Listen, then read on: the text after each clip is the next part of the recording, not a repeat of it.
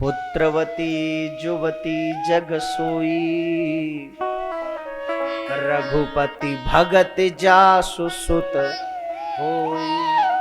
न तरबाज रह बाज बिहानी, राम विमुख सुत ते बढ़ान।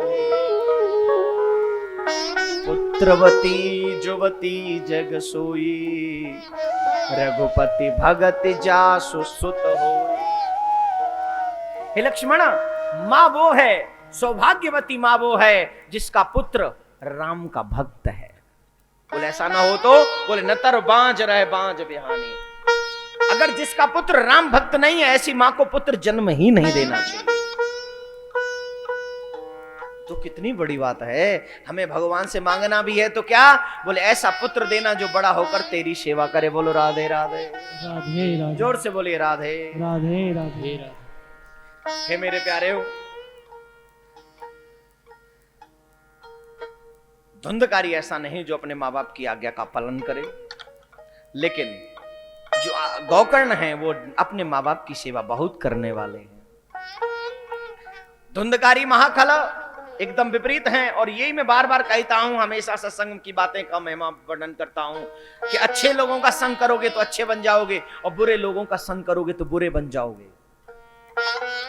संग का असर होता है, जैसा करोगे संग वैसा चढ़ेगा रंग, कोई फर्क नहीं है, निश्चित बात है।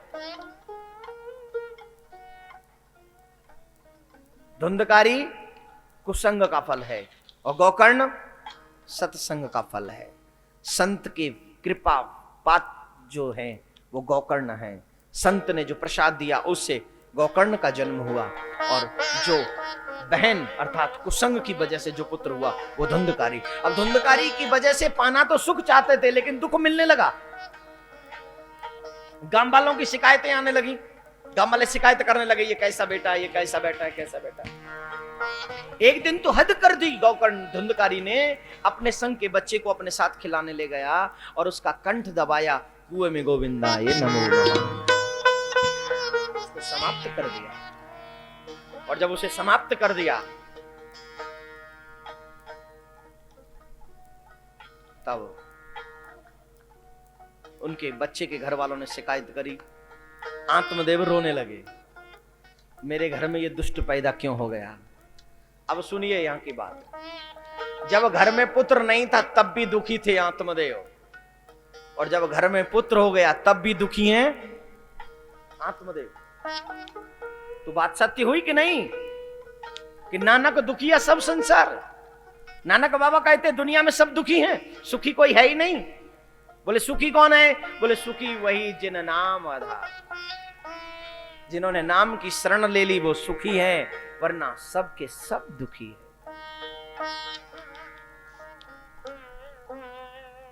अब धुंधकारी के इस चरित्र को देखकर आत्मदेव रो रहे हैं।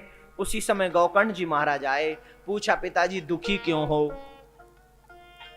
बोले दुखी न हूं तो क्या करूं बेटा, मैं तेरे भाई की वजह से दुखी हूं। बोले भाई की वजह से क्यों दुखी हैं आप। बोले तेरे भाई ने ऐसा ऐसा कर दिया। तो बोले भाई कब तक है, ये आपका बेटा कब तक है। बोले रिश्ते तब तक है जब तक आप इनको अपना मानते रहोगे, और जिस दिन रिश्ते को ठुकरा दोगे उस दिन रिश्ता तुम्हारा अपना नहीं। और एक सत्य बात मान लीजिए, जीवन में कोई भी अपना नहीं है, चाहे वो माता हो, चाहे पिता हो, चाहे भाई हो, चाहे बहन हो, चाहे पुत्र हो, चाहे पुत्री हो, पति हो या पत्नी हो, कोई अपना है। सच बताइए। उपदेश कर करके मैं भी इस बात को हजारों बार बोल चुका हूं कि कोई अपना नहीं, कोई अपना नहीं, लेकिन मानने के लिए तैयार हो तब ना। आपने भी हजार बार नहीं करोड़ बार सुन चुके होंगे कोई अपना नहीं, लेकिन सुनकर बार बार सुनने के बावजूद भी दिमाग पर क्लिक नहीं करती ये बात कि ये सत्य है। क्या करें, बार बार सुना फिर भी असर नहीं। बेटा हो या बेटी, मां हो या पिता, कब तक साथ देंगे तुम्हारा। सब मतलब का रिश्ता है, और जो हम सब का सच्चा रिश्ता है उससे तो कभी रिश्ता जोड़ा ही नहीं। कौन है वो, सार भगवत नाम सा। क्या है सार, असार नाम संसार, सार भगवत नाम। सिर्फ गोविंद के नाम में सार है, बाकी के सब असार बेकार है। और जब सब बेकार है तो बार बार इसी की तरफ क्यों दौड़े? कहते हैं घर वाले रहते हैं 2 दिन, जब व्यक्ति कोई मर जाए तो पत्नी सिर्फ द्वार तक जाती है रोते हुए, हाय मेरा पति चला गया, मेरा पति चला गया, हाथ पैर मारेंगी, रोएंगी, मेरा पति गया, मेरा पति गया। घर वाले द्वार के बाहर उसे नहीं जाने देते, पकड़ लेते, आजा, यहीं तक बहुत है। पत्नी का साथ द्वार तक, परिवारीजनों का साथ, परिवारीजनों का साथ शमशान भूमि तक। वहां पर भी परिवारीजन जो क्लोजिंग अपने होते हैं, जो क्लोज होते हैं अपने, वो रोते रहते हैं, छोड़ के चला गया। ये भी नहीं सोचा है हम कैसे रहेंगे। सोचा कि अच्छे रहोगे, 2 दिन रहोगे, 2 दिन बाद ठीक रहोगे। महीने के बाद कोई रोता है किसी के लिए? जवाब दीजिए। हाँ, कभी कभी कोई गलती से आके बैठ जाए, कैसे हो गया, फिर रोने लग जाएंगे, पता नहीं कैसे हो। खामा-खा की बात करता है। अगर तुझे सच्चा प्यार था तो उसी के साथ चलता, तो जानता कि तुझे सच्चा प्यार है, जा इसके साथ। एक अर्थी नहीं, 2 अर्थी उठनी चाहिए। एक जो मर गया उसकी, और एक जो मरने वाले से प्यार करता था उसकी। चिता 2 जलनी चाहिए, एक जो मर गया उसकी और एक जो उसे प्यार करता उसकी। लेकिन चिता हमेशा एक जलती है, अर्थी हमेशा एक उठती है, 2 नहीं उठती। बोलो राधे राधे। राधे राधे। जोर से बोलना पड़ेगा। राधे राधे। कभी 2 अर्थी उठी, बोलिए। तो परिवारी जन भी साथ निभाएंगे, कहां तक? बोले शमशान भूमि तक। उसके बाद ये शरीर भी साथ निभाएगा, कहां तक? सिर्फ चिता तक। कहां तक? चिता। और चिता के बाद ये शरीर भी साथ छोड़ देता है, फिर अकेले यात्रा करनी पड़ती है। और तब याद आती है राम नाम। बोलिए राम नाम, सत्य बोलो। शर्म आ गई, लेकिन सबसे बड़ा सत्य है ये, इसको झुटला नहीं सकोगे, ना आप झुटला पाओगे न मैं। राम नाम सत्य है, यही तेरा साथ देगा, इससे आगे और कोई तेरा साथ देने वाला नहीं है, ये निश्चित बात है। तो कहते हैं गोकर्ण जी महाराज, पिताजी ये झूठी दुनिया, झूठे नाते, इनमें कब तक फंसे रहोगे आप? इनमें मत फंसो। अगर इनमें फंसे रहोगे तो कभी भी सच्चाई से प्यार तुम्हें नहीं होगा। बोले तो, बोले सार भगवत नाम सा।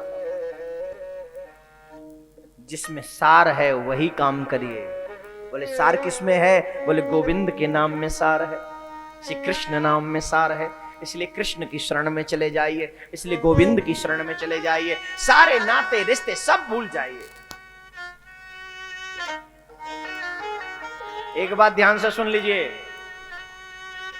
अगर अच्छी बात बेटा बताए तो मान लो, और बुरी बात अगर पिता भी कहे तो मत मानो। प्रमाण के तौर पर अच्छी बात भागवत में ही प्रमाण है। अच्छी बात गोकर्ण ने कही अपने पिता से, तो गोकर्ण जी ने कही अपने पिताजी से, तो आत्मदेव ने ये नहीं सोचा कि ये मेरा बेटा है, तुम्हें क्यों मानूं। सोचिए बात, बताओ। बल्कि आत्मदेव ने अपने पुत्र की बात को स्वीकार कर लिया। मेरे बेटे मुझसे ये बात कह रहे हैं तो बहुत अच्छी बात है, मुझे अभी इसी समय घर छोड़ना चाहिए, दुनिया से सारे रिश्ते तोड़ने चाहिए। अगर रिश्ता जोड़ना है तो कन्हैया से जोड़ो।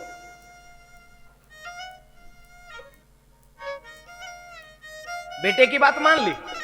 अभी जरूरी नहीं है कि अगर हम बड़े हो गए तो हम बड़ी बात अच्छी कहेंगे, और छोटे हैं तो छोटे लोग अच्छी बात नहीं कहेंगे, जरूरी तो नहीं। सुखदेव जी महाराज 16 वर्षीय हैं, श्रीमद् भागवत कथा करने जब पहुंचे, उसका बखान करने जब पहुंचे, तो उनके दादाजी अपने नाती की कथा सुनकर बड़े प्रसन्न हो रहे। वक्ता हमेशा ऊंचा बैठता, तो ऊंची जगह पर बैठे हैं सुखदेव जी, और थोड़ा नीचे बैठे हैं उनके दादाजी।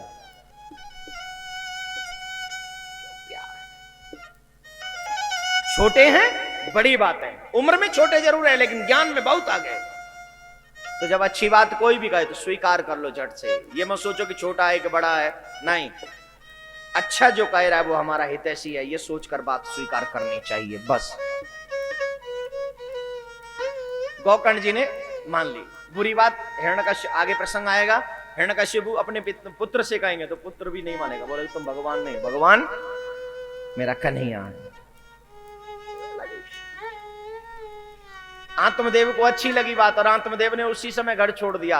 अरे जनाब, दुख तो हमें हमारे रिश्ते देते हैं, नहीं देते? इंडोनेशिया में सुनामी आई, 500 से ज्यादा फिर लोग वहां पर समाप्त हुए। तो मुझे बताइए हमें क्या दुख हुआ उसका?